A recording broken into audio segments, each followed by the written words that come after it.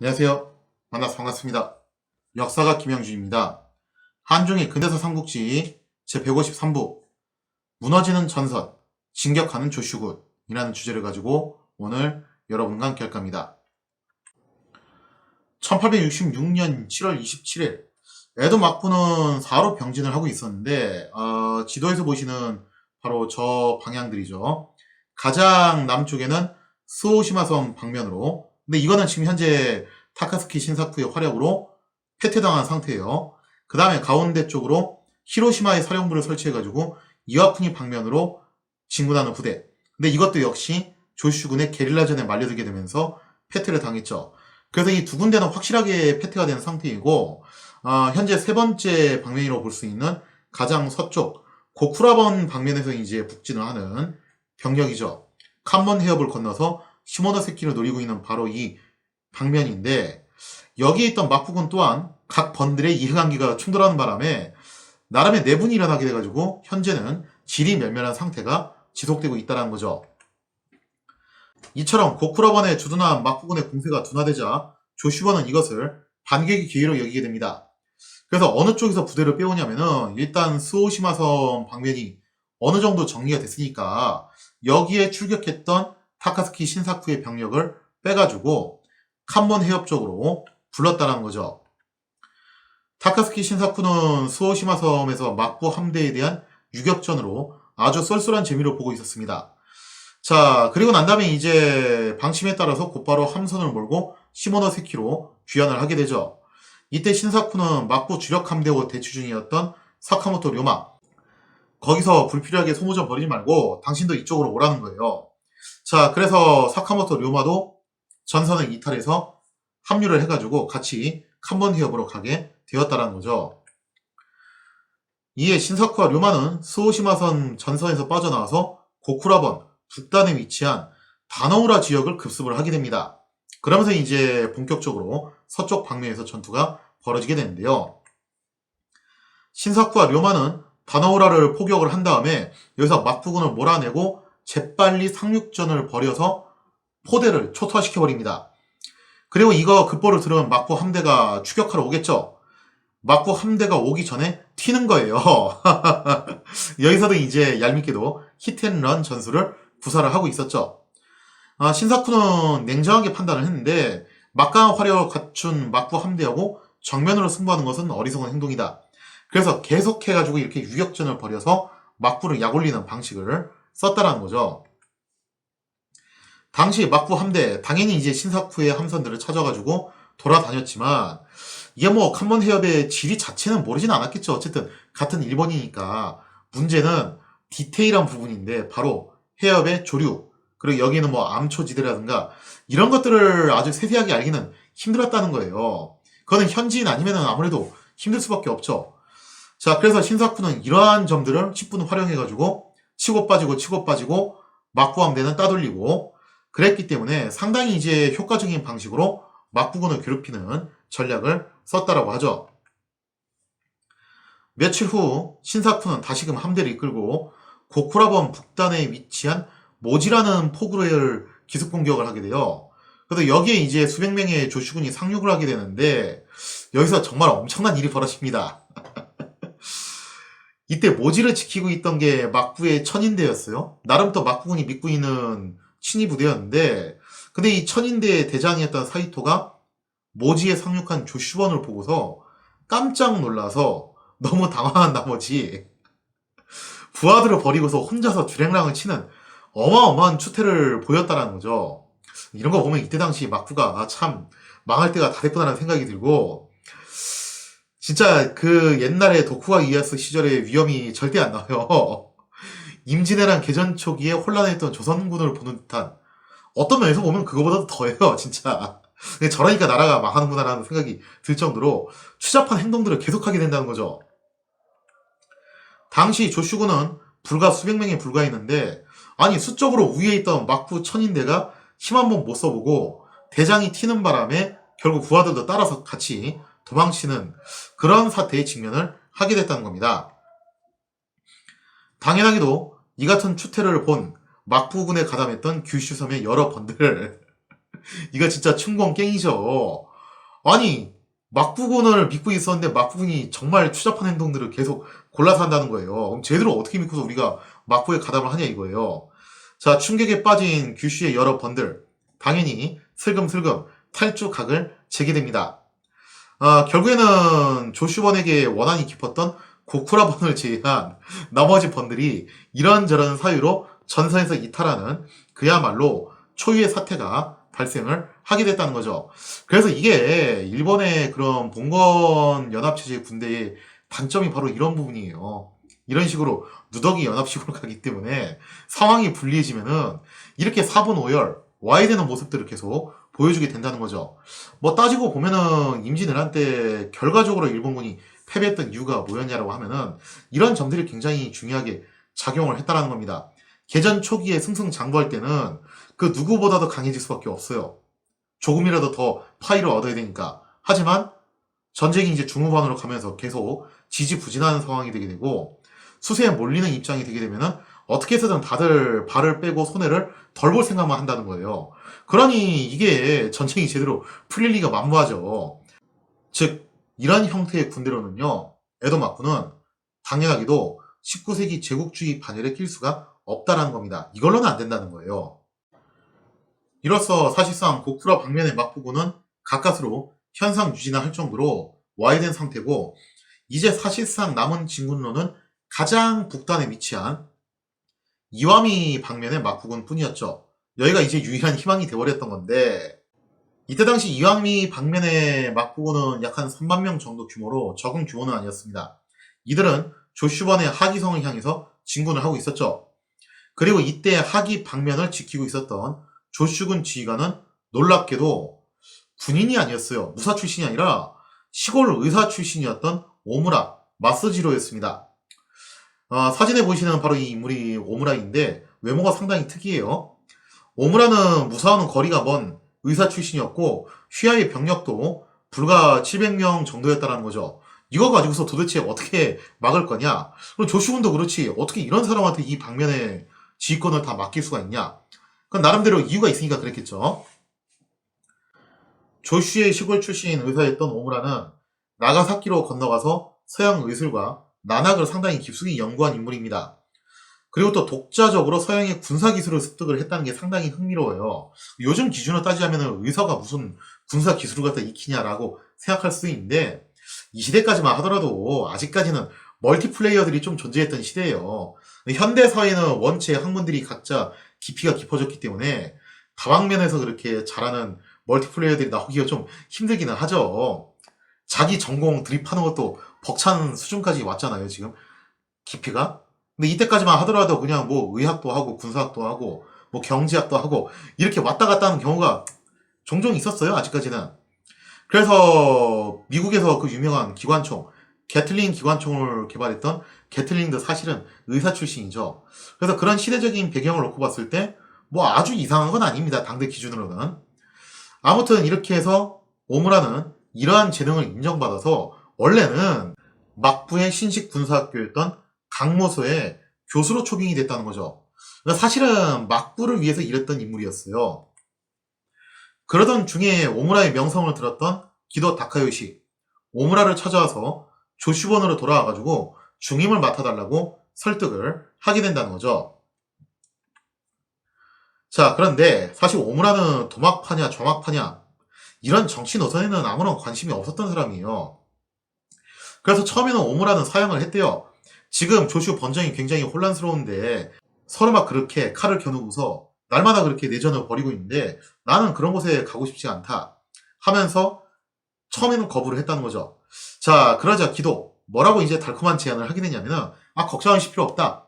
와가지고 번정이는 관여하실 필요 없고 오로지 뭐만 해주시면 되냐면은 조슈번으로 오셔가지고 직접 군사를 훈련시키고 직접 군대를 지휘를 해주는 그런 역할만 해주시면 된다. 그러니까 전문 기술자가 되달라는 거죠. 그래서 도막파가 집권을 하든 좌막파가 집권을 하든 당신 지휘는 인정을 해줄 테니까 걱정하지 말고 와가지고 직접 군사훈련을 시키고 지휘도 할 수 있는 그런 기회를 제공을 해주겠다는 거예요.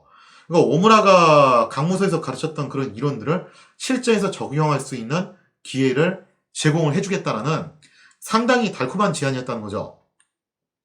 자, 여기에 흥미가 생긴 오무라. 조슈번으로 귀환해서 군사학을 강의하는 한편 조슈군의 서양식 훈련과 편지의 개편에도 매진을 하게 됩니다. 그 밖에도 뭐 서양식 무기를 갖다 개발하는 그런 일에도 착수를 하게 됐다는 거죠. 이처럼 오무라는 오랜 세월 동안 이론을 갈고 닦으면서 조슈번 군사혁신의 중임을 맡아왔던 인물이었고, 이제야 비로소 실전에 투입이 돼서 자신의 이론이 실전에 적용이 어디까지 될 수 있는 것인가, 그런 것을 확인해 볼 기회를 얻게 되었다는 겁니다. 그러니까 이런 독보적인 인물이었으니까 당시 조슈번 측에서도 오무라의 능력을 믿고서 700명의 병력을 줘가지고 이아미 방면을 지키도록 그렇게 했던 거죠. 당시 오무라는 유럽에서 유행을 했던 나폴레옹에게 굉장히 큰 영감을 얻고 있었고, 그래서 나폴레옹 특유의 공세 우위 전술을 신봉하고 있었습니다. 프랑스에서는 이거를 갖다 이제 엘랑 미탈이라고 하죠. 공격에 있어서 과감한 기세를 갖다 굉장히 강조하는 사상이에요. 그래서 프랑스군이 백병전, 돌격전에 굉장히 유능했어요. 그래서 이제 오무라는 정말 놀랍게도 이 나폴레옹 사상에 감화된 인물답게 불과 700명의 병력을 거느리고 과감한 공세 작전을 개시해서 먼저 기다리는 게 아니라 먼저 선수를 쳐가지고 이아미 방면으로 진격을 하게 됐다는 거죠. 7월 26일 오무라 부대는 조슈번의 경계를 넘어서 가장 가까이 위치해 있던 스와노번을 급습을 하게 됩니다. 사실 스와노번 입장에서는 막부군이 당연히 이제 조슈번 쪽으로 쳐들어가는 걸로 알고 있었는데, 근데 정말 놀랍게도 조슈군이 이 스와노번 방면으로 밀고 들어왔다는 거예요. 이 예기치 못한 돌발 공격에 겁을 집어먹었던 스와노번은 결국에는 이제 중립을 선언하면서 조슈군을 사실상 무사 통과를 시켜주게 됩니다. 이렇게 해서 오무라 부대는 스와노번을 사실상 프리패스해가지고 지나가게 되었다는 거죠. 자, 이에 오무라 부대는 그날 중으로 그 다음번 이제 지역이라고 할 수 있는 하마다 번의 경계까지 진입을 하게 되고, 여기서 이제 하천을 경계로 막부군하고 대치를 하게 되었던 거죠. 자, 이렇게 하천을 경계로 놓고서 지금 조슈군과 막부군이 대치를 하고 있었는데, 뭐 지형적으로 봤을 때는 막부군이 유리할 수밖에 없죠. 자, 근데 여기서 이제 조슈번이 사스마번하고 밀약을 맺은 게 좀 효과를 발휘하게 되는데, 사스마번을 통해서 가지고 왔던 서양식 무기, 그 중에서도 가장 신식 무기였던 미니의 총을 다수 보유하고 있었잖아요. 근데 이 방면을 지키고 있었던 막부군은 하필이면은 구식 개벨총을 사용하고 있었다는 거예요. 개벨총은 수석식이고 미니의 총은 뇌관식에다가 강선을 판 엄청난 조준력을 자랑하고 있죠. 자, 그래서 당시 오무라는 뭐라고 생각을 하게 됐냐? 어차피 템빨도 우리가 위에 있고, 그리고 나폴레옹 전술이 그거거든요. 엘랑 비탈, 공격에 있어서 과감한 기세를 강조를 했다는 거죠. 지형적인 불리함은 기세로 극복할 수 있다. 자, 그래서 이제 오무라는 뭐라고 이제 얘기를 하냐? 병사들한테 나폴레옹 전술에 입각해서 그동안 내가 그렇게 가르치지 않았냐? 이젠 실행에 옮길 때다. 무조건 어떻게 해라. 강을 건너서 어택 땅! 무차별적으로 하천을 건너서 막부군을 공격하라고 지시를 내렸다는 거죠. 이렇게 되면서 어떻게 보면은 일본 특유의 반자의 돌격의 시적격이 이제 나오게 되는 건데요. 조슈군이 무서운 기세로 하천을 건너자 정말 이론대로 실전이 움직이는 거예요. 놀랍게도 그 기세에 겁을 집어먹은 막부군, 제대로 싸워보지도 못하고 자신들이 우세한 지리를 갖고 있음에도 불구하고 그대로 무너져서 도주를 하게 됐다는 거죠. 자, 이렇게 해서 오무라 부대는 손쉽게 하마다번 영내로 진입을 하게 되었습니다. 이때 오무라가 상당히 재미있는 행동을 하게 되는데, 강을 다 건너고 난 다음에 부교를 설치하도록 지시를 했다는 거예요. 보통은 부교를 설치하고 건너는 거잖아요. 근데 거꾸로 하는 거죠. 기껏 이렇게 해서 무대포로 강을 건너놓고 부교를 설치하라고 지시를 한 겁니다. 그러자 병사들이 물어봤대요. 아니, 기껏 다 건넌 다음에 왜 부교를 설치하라고 합니까? 그랬더니 오무라가 한마디 하죠. 갈 때는 힘들게 갔어도 올 때는 편하게 와야 되지 않겠냐. 자, 그렇게 해서 부교를 설치하고 하마다 성을 향해서 오무라 부대가 진군을 개시하게 됩니다. 오무라 부대의 이 강행 돌파 작전에 하마다 번은요, 그야말로 기절초풍을 하게 돼요. 그리고 여기에는 하마다 번뿐만 아니라 도토리번, 마스에번, 기슈번 등 이런 각번의 병력들이 차출돼서 모여 있었어요. 자, 그리고 이들 번들도 당연히 흔들리는 모습을 보여주게 되었던 거죠. 게다가 문제가 뭐였냐면은 이들을 총괄 지휘해야 될 사람이 하마다 번의 번주였는데, 참고로 이 사람이 이제 도쿠가와 요시노부의 동생이에요. 이쪽으로 이제 입양을 가게 됐는데, 근데 이 양반이 하필이면은 와병 중이었어요. 그래서 제대로 군사 지휘를 할 수가 없었다는 거죠. 그래서 다른 번들한테 이제 지휘권을 넘기려고 했는데 다들 안 하려고 그래요. 왜냐면 이거 딱 봐도 망하는 각인데 괜히 여기서 지휘권 맡았다가 그 책임 추궁을 당하면은 어떻게 하냐 이거죠. 그러니까 다들 이거 안 맡으려고 이리 빼고 저리 빼고 하는 바람에, 이 방면의 막부고는 역시 여기도 사분오열, 우왕좌왕할 수밖에 없게 되었다는 거죠. 이처럼 막부군이 당하고 있을 무렵 오무라 부대는 쉬지 않고 진군을 거듭해서 마침내 하마다 성에 당도를 하게 됩니다. 때는 8월 24일. 하마다 성의 막부군은 마지못해서 일단 요격을 하기 위해서 누구를 보내게 되냐면은 기슈반의 병력을 차출을 해가지고 요격을 하게 됐다는 거죠. 당시 기슈반의 병력은 1000여 명 정도였는데 왜 하필 기슈반이었냐면은 기억하시는 분들 계실 거예요. 그래도 히로시마 원정사령부를 마지막까지 지켜냈던 것이 기슈반이었죠. 나름대로 기슈반이 서양식 무기로 무장을 하고 있었고 또 미니 총도 다수 보유를 하고 있었다는 거예요. 그러니까 템빨로도 크게 밀리지 않으니까 기슈반이 나가서 막아라 해가지고 기슈반이 출격을 했죠. 초반에는 기슈반이 그래도 오무라 부대의 진격을 잘 막아내고 있었습니다. 근데 문제가 생겼어요. 중간에 기슈번 병력들이 탄환이 떨어진 거예요. 그래서 탄환을 보고받아야 되는데 문제는 나머지 번의 병력들은 다 구식 개별총을 갖고 있었다는 거죠. 그래서 이 총알이 호환이 되질 않아요. 이거하고 유사한 일이 나중에 대한제국에서도 한번 발생을 하게 됩니다. 그러면서 결국 기슈번 병력은 우왕좌왕하면서 무너지게 되고 오무라 부대의 진격을 저지하지 못하고 패퇴를 당하게 되었다는 거죠. 그나마 서양식 무기로 무장하고 있었기 때문에 믿고 있었던 기슈번 병력이 패퇴를 당하자 기슈번은 이제 집에 가서 총알 갖고 온다고 핑계를 대고서 그냥 탈출을 한 거예요. 그러자 여기에 옹기종기 따라붙어 있었던 도토리번, 마스에번 병력도 이거 끝났구나라고 생각을 하고서 도주를 하게 됩니다. 그렇게 되면서 막부고는 그대로 토붕와에 되고 말았다는 거죠. 결국 하마다번은 어떤 결정을 내리냐? 병든 번주를 모시고서 이거 더 이상 전쟁 지휘를 이렇게 할 수가 없다. 그리고 민심도 지금 굉장히 위태위태한 상황이거든요. 왜 쓸데없이 전쟁에 참전을 해가지고 우리를 이렇게 괴롭게 만드냐 하면서 이거 폭발하기 일보 직전의 상황이 돼버렸다는 거예요. 이대로는 더 이상 전쟁이 불가능했기 때문에 하마다번은 어떤 결정을 내리냐면은 성에 불을 지르고 번주 이거를 모시고 도망을 치게 됐다는 거죠. 당시 일본에서는요, 성에다 불을 지른다는 것 자체가 더 이상 싸우지 않겠다는 의사표시예요. 거의 항복에 가까운 의사표시였기 때문에, 만약에 이렇게 되면은 조슈번이 하마다 성을 장악한 이후에 더 이상 이제 전쟁을 지속하지는 않을 거라고 봤던 거죠. 그래서 최소한 이제 흔들리는 민심이라도 다독일 목적으로 일단 성에다가 불을 지르고서 번주 이거를 모시고 도망치는 결정을 내리게 됩니다. 자, 그러면서 놀랍게도 오무라가 이끄는 700명의 조슈군은 무려 하마다 성을 점령하는 기염을 토하게 되었다는 거죠. 이때 점령한 하마다 성은요, 참고로 메이지 유신 때까지 계속 조슈군의 통치 아래 놓이게 됩니다. 자, 이렇게 되면서 막부고는 이 사로 병진이 사실상 나가리가 되는데 여기서 막부의 재앙이 끝나지 않습니다. 아직 막부가 겪어야 될 재앙이 더 남았다는 거죠. 그것도 굉장히 커다란 쓰나미가 몰려오게 되는데요. 그것이 무엇이었냐? 그 이야기는 다음 시간에 이어서 계속하도록 하겠습니다.